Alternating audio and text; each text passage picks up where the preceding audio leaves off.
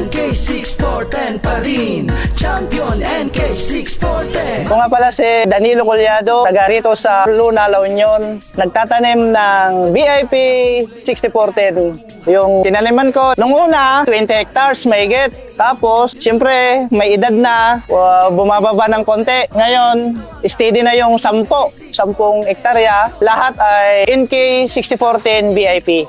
Yung isang hektarya, umaani tayo na 9.5 tons per hectare. Unang-una siya, hindi siya maputla, red-orange siya. Gustong-gusto yung mga buyer na nagbibintahan namin, na pinag-aagawan dahil yung kulay, matingkad ang kulay niya. Super tibay siya. Saka yung taas, hindi ganong mataas. Hindi kagaya nung iba na sobrang taas, yung tumba siya. Yung bunga, mataas. Ito, katamtaman lang talaga. Kung nagmamadali ka, pwedeng madaliin talaga. Pag yung harvest mo ay manual, kahit hindi mo nahintayin yung katagalan ng 115 days at saka 120, ito hindi na. Talagang pang-abot sa crisis, kumbaga. Talagang maasahan siya. Ito ang hinahanap ngayon ng mga farmers, lalong-lalo na yung mga kasama kong nagtatanim ng mais. Hinahanap talaga itong BIP na ito, 6410. Sa 6410 na BIP, hindi na kailangan ng insecticide dahil talagang protektado na ito. Kahit maraming uod, wala na, hindi mo na makikita yung uod sa maisan.